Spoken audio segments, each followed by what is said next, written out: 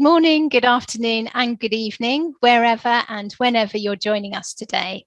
I'm Elizabeth Galvin, the content editor of Diversity Network, and we're absolutely delighted today to have with us two guests from WorkJam, one of the sponsors of Inclusion 2021. WorkJam is a company that formulates cutting-edge HR technology with an aim to revolutionize the relationship between employer and employee, and it works across many different industries from financial services to retail. Mike Zorn is the Vice President of Human Resources, and it's his job to work with companies to develop strategies to empower and engage their hourly workforce. And prior to WorkJam, Mike spent more than 30 years with Macy's, one of my favorite shops, and the retail giant in the US, with 15 years as the Senior Vice President of Associate and Labor Relations. Welcome, Mike. Thank you. And joining Mike is his colleague, Tim Wheeler, who is the Vice President of Sales in Europe. An Australian, he's worked across Europe, the Middle East, Africa, and the Asia Pacific region. And at WorkJam, he's concentrating on workforce management and employee engagement. And it's these topics that both experts will discuss today. Welcome, Tim. Great to be with you today. Hi. Well, recent research by Adecco suggests that the future of work means more flexibility.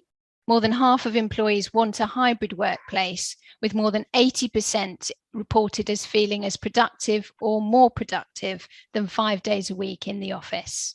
What are your predictions for the future of work? Perhaps I'll start with you, Mike.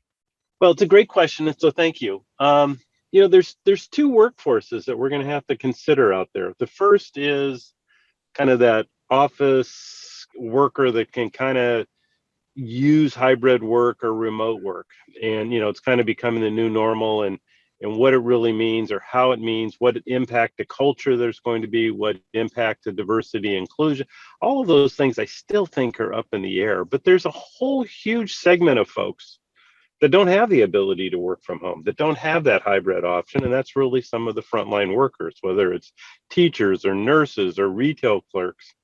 So I think what we need to be thinking as employers and as advisors to employers is, how do we bridge the same gaps between both?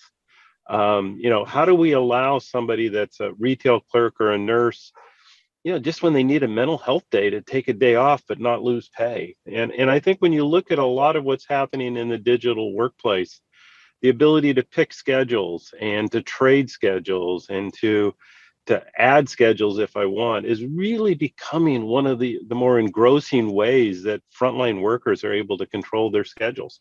It also just, in talking about inclusion and others, it's actually a very fair way for people to be able to select their schedules rather than having a manager assign them a schedule. So I think hybrid remote work is going to become the new normal. I can't tell you right now what I think it will look like everywhere, but I think we've got to be able to address not just those workers that can work from home or can work from someplace else, but also those frontline workers, and making sure we're giving them flexibility for their own mental health, for the customer's benefit, because if their mental health is good, then the customers will be treated better. And I think that's kind of what we need to try to figure out. And I think it's an emerging journey. I think we're learning. All of us are learning as we go along. But I think that is the future. What do you think, Tim? Is the future flexible? Yeah, look, I think the future has to be very flexible, both from the employee and from the employer. And I think that crosses a number of different areas. Just for example, age, we have a workforce, some of whom are Gen Z, some of whom are millennials, all the way up to, me, the X's and maybe even a few boomers in the workforce still. And we each like to communicate in different ways, and we like to give and receive information in different ways, and we have preferences about how we engage with our employer. So it's a great thing if an employer can have a digital workplace that lets the Gen Z people do the Gen Z thing, and maybe I get to do things in a way that I prefer, and it's just much more inclusive if people can choose their own manner of engaging and yet still get all of the best practices from the organization that they need. Well, I'm glad you mentioned that, because I'm going to flip it on its head now and ask you about the business case for building a digital workplace. What do you think about that, Tim? Oh, yeah, it's a really good question. And I think a lot of people think of business case in terms of hard cash. And there is an absolutely fantastic business case for this solution. I'll talk about that shortly. But I think what's kind of unique about the WorkJam digital workplace is we deliver benefits, yes, in a very quantifiable way to the employer, but actually the employee, because we do these things, simplify things, communicate in ways that they want, we can actually give a good case to the employee as well. We make their life easier. We make their engagement something that they prefer and enjoy. So it's really a two-sided business case, two sides to the coin, which is not always the case with these sorts of solutions. But as far as the hard benefits go, which is very important to anyone considering an investment, we actually had a study done independently by Forrester. So, you don't need to take my word for it. Let's say there's a, independent document, a study called a total economic impact study that's been done on the specific benefits. And there are many, many hard and soft benefits. Some of the big ticket items, there are lots of savings to be made around employee turnover. So we really reduce employee turnover. When you take a new employee on, we can be very efficient in that onboarding process, like really ramp them up to a good skill level very quickly. We make it easy for staff to engage with each other so they can ask questions and get help on doing things. So, we really do make the employee experience better, and there's huge cost savings to be made if you can keep your staff and keep your staff productive and onboard people more effectively and efficiently. We have a lot of savings in managerial time. So, the old ways of maybe sending out emails from head office or a store manager chasing around to get people to do things that they want done, because we can communicate really efficiently, whether they be tasks that we need to have done, whether it's, communicating best practices or changes in shifts. All of these different things used to take a lot of managerial time, and we can really reduce the time spent by letting the system take a lot of that burden. As well, we can make the employees more efficient at what they do. So we can train them better, we can give them clearer, better instructions, we can give those short videos that let them quickly watch something and go, so that's the best way to do this particular task. That's the best practice that my company wants of me. So we can really make things efficient. But there's another level to that efficiency. Because we bring in many different factors, for example, task management, so executing tasks in the store, various communication methods, training methods. We can bring all of these things that used to be quite siloed and separate, and we can bring them together and really orchestrate the experience that an employee has. So we make them efficient in many different ways. There was also an item that Forrester found, which is quite surprising to some people, which is that we save an awful lot of money in just paper and ink. And when you look at, for example, a retailer, it's often the case that they have some, printed book or laminated sheets around the place. This is the process we'd like you to do. Employees have to scramble around and find the book or the document. Whenever anything changes, they need to be reprinted and updated. Actually, when we make things electronic, we can take away all of those hard costs in paper and ink and printers and reprinting. So many different areas where return on investment comes from. And I know Forrester, when they did this study, found that this was the best ROI solution they'd seen in decades of doing these kinds of studies. It's routinely well under 6 months for a return on investment, often at the shallow end of that.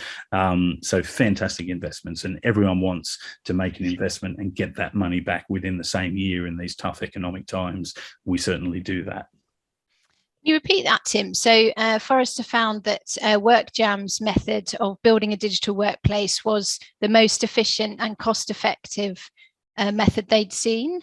Yeah, we can actually probably send you afterwards the particular quote. But yeah, in many years of studying different solutions and different ROIs, we were really outstanding in the value that you get. And because we're a solution that employees really do adopt and take to, it's not a theoretical return on investment. It's a return on investment that's really achieved in real life. So, we're not theoretical, we're real world results delivered. Well, what do you think, Mike? Were you involved in looking at the results of that study? Yeah, so I'll hit more of the managerial aspect of it, and what happens. What you find is when employees are able to contribute, their engagement rises significantly. And one of the things that I think some of our customers have done phenomenally is send out surveys. So if a CEO sends out a message, they send out a survey on top to be sure the individual has comprehended the information that was maybe being shared or had time to really think about it. And then oftentimes they provide the ability for the employee to respond back or to share back their thoughts around some of those things, which it does a number of things. Number one, they're getting the message exactly as it was intended to be delivered. But almost more importantly, they're contributing back by sharing their feedback. And so often we don't have that ability, but through WorkJam, it's a very simple process to go through. So I think, as Tim, and he said it very well, there's hard costs, which is the paper. There's a number of systems. One of our customers had 73 HR systems, and we're able to bring it down to less than 20 by using the WorkJam. Ton of savings on that. But I think more importantly, it's that cultural building, that ability that we're all in it together, particularly in tough times right now, that I think bond teams together. And those are the ones that are not losing people. Those are the companies that are still retaining that top talent. And that's what I think is some of the biggest benefits from using our system. So both hard and soft benefits. I don't like to call them soft. I don't like to call them soft. I'm sorry to interrupt. I apologize, but they're not really soft because if you have to go out and hire somebody, you lose productivity. They're all those things. But I'm talking about more of that cultural value. I think when you listen to employees now, one of the most important things when they go to join a company is a culture. And what's the impact of the culture? And I think when a company can describe that we're open, we're transparent, we want your feedback, we want to listen to you, we love your idea, that creates a culture that really makes them attractive for somebody new to join or for their top talent to stay.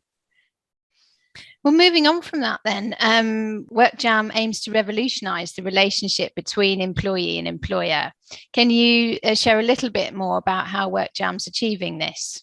I think it's that concept of hearts and dollars together. So it's both a solution for the business and for efficiency and operational effectiveness, but also, as Mike says, something where people are really, brought into the culture and made to feel a part of things. And obviously, with a broad topic being diversity and inclusivity, if your systems are making sure that a diverse workforce can be catered for, if your systems are making sure that you're inclusive in everything that you do, and if your systems are making sure that there's fairness in everything you do, then you really do make the frontline employees feel appreciated and a part of the company and loyal to it in a way that they otherwise would not. And just the example Mike earlier touched on, shifts and sharing shifts and handing out shifts. Again, an example from retail or from food and hospitality, also the oil industry, petrol stations. This is a really key matter. And what we don't want is shifts being given out by, a manager saying my favorite employee can have the best shifts each and every week. You want an objective and a fair way of doing things. And if a shift becomes free, you don't want a system where a person gets to say, I'll give that to you because you did me a favor last week or whatever. The fact that you can advertise there's a shift that's become available, who has the right skills, who's in the right location, and broadcast that and say, whoever's able to can put their hand up and say, I'd like that shift, please.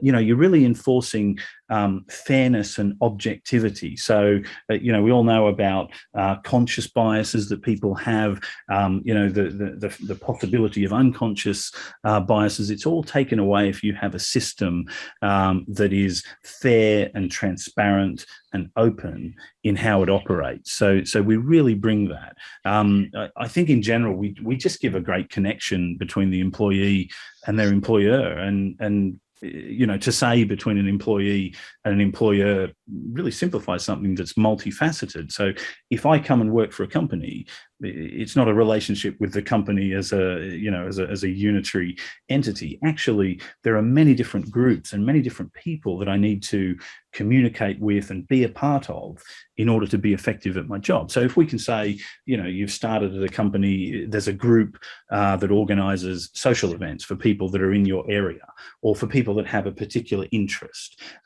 There are groups that we can put together for people who have the same function within the company. So, you can ask questions of someone who might live hundreds of miles away, but they can still, furnish their expertise and help you with how they got through their learning curve and how best to do things. There's probably groups around geography or by function, maybe different business units if you're a very large organization. So it all can be quite complex if you don't have a good system in place that can simplify everything and make sure that I, as an employee, am getting the information that I need when I need it in a simple way, rather than having to search around and remember the many different places I need to go for information and help. So really simplifying things is a part of what we do. And I think the other thing that we do is we give a great mobility to people. So because you have better access to training material or best practices, because we have things like badges where we can reward people for things that they do when they're working, and we can track great performance. There's a real upward mobility and a fair and objective upward mobility that's inherent to the system. So, we just bring simplicity, we bring fairness, and we bring a great culture and the opportunity for an organization to really propagate its culture to its employees. Well, what do you think, Mike? Fairness and culture, is that what technology is helping employees and employers today? I think it does help. And I think Tim stated it very nicely. I think there are things just to add on, like channel messages we can provide, where you can almost do a diversity inclusion workshop just off of WorkJam and the channel messaging that we have the capabilities of doing, where people can talk in a safe place together and learn about differences, but with the focus around how do we merge that all together to create that culture that's so important. And I think it's going to be critically important into the next few years for companies to succeed. I think it's also a way to message to your team what KPIs are important in this process. Growing up with diversity and inclusion a number of years ago, it was all kind of done for the right reasons, but without a lot of measurements attached to it. And I think, as Tim mentioned, leaderboards, but we've got reporting, we've got a number of things on top of it to where a company can insert its goals around diversity and inclusion and provide those to managers, provide them to everybody in the company, whatever their culture, transparency or their culture provides. I think it's able to do that.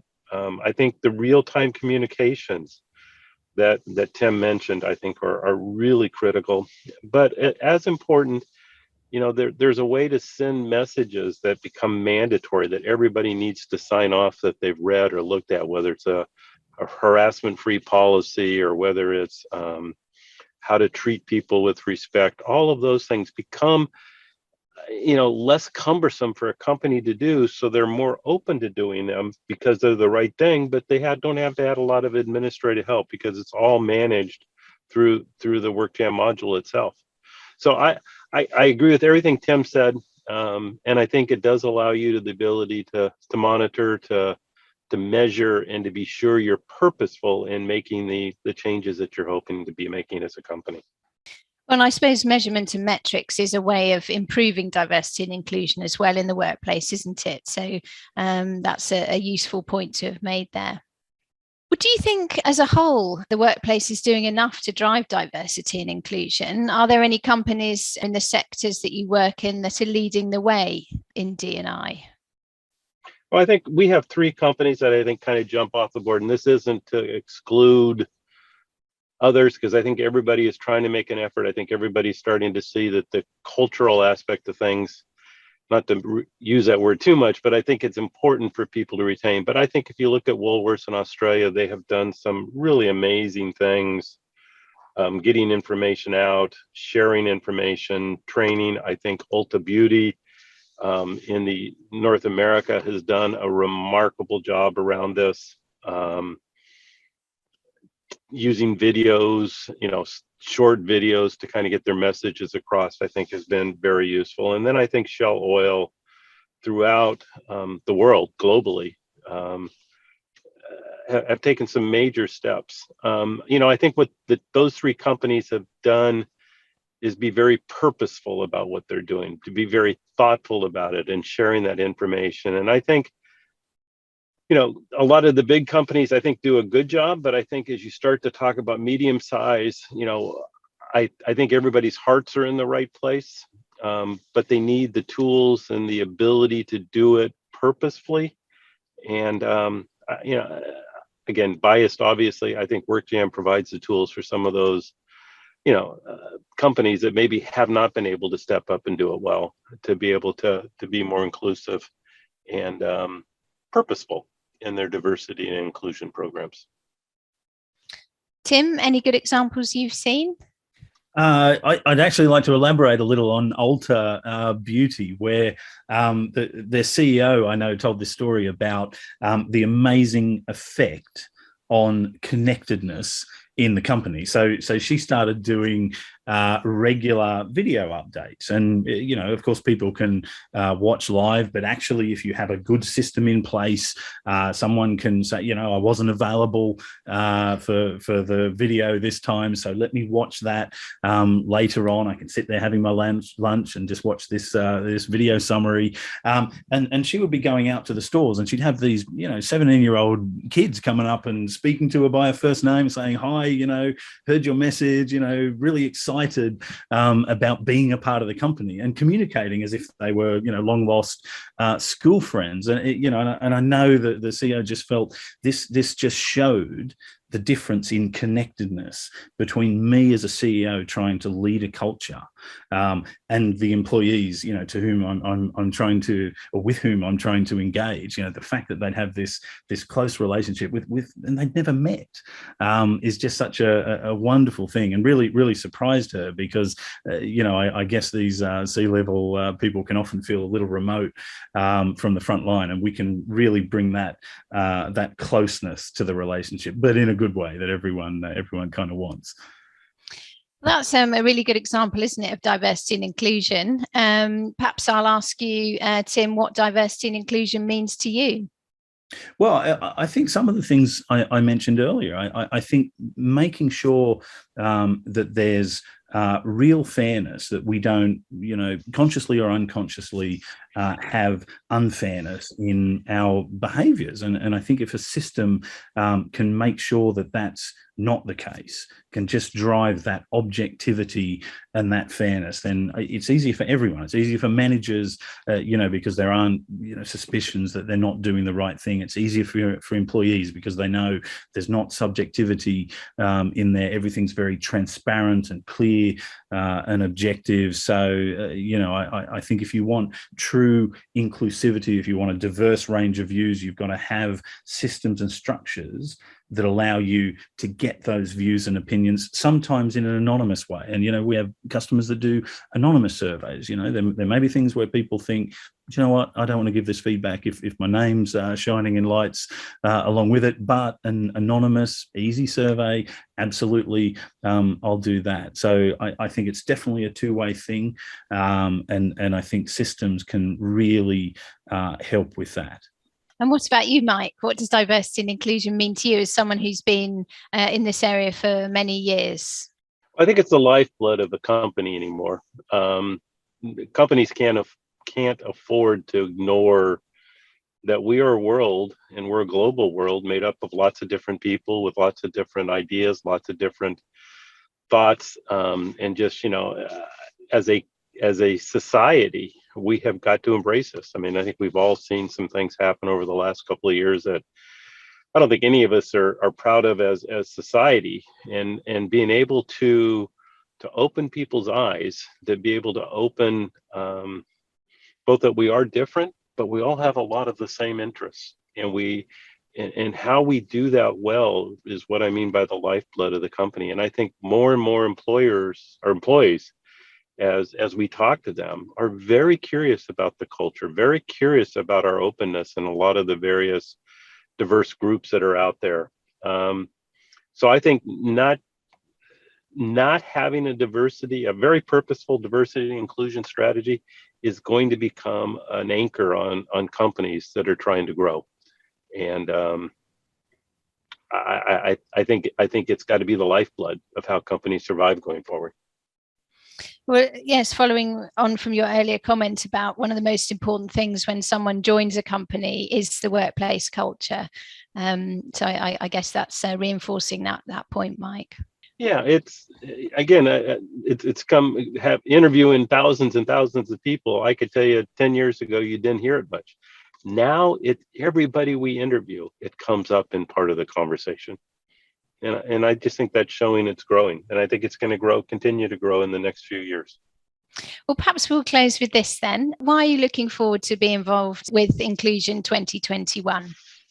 I get excited about being able to help people and help organizations. And I think the fact that we have a solution that really addresses this topic and lets an organization take a leap from, wherever they are now to help them achieve the objectives that they're trying to achieve. And, I love talking to our customers, after they've had our system in for a while and hearing their stories about how we really help them to meet their objectives. And I think it's a fantastic set of objectives around this topic. And I know that we can really help a lot of people and a lot of organizations. And I'll take the opposite. I want to learn from others. As trying to figure out what we can do and how we can guide our customers and help them. I want to learn what others are doing, and maybe there's some things we can help folks with our systems, or even develop new apps to guide it. So I'm more coming from a place of curiosity and what others are doing. That's a great place to finish. Thank you both very much for sharing your insights with us, Mike and Tim. And we're delighted to have WorkJam as one of our sponsors for Inclusion 2021. And we really look forward to hearing more from you and WorkJam then. Great talking to you today. Thanks so much. It was lovely. Thank you very much. Care. Really appreciate it. Thank you. Bye-bye.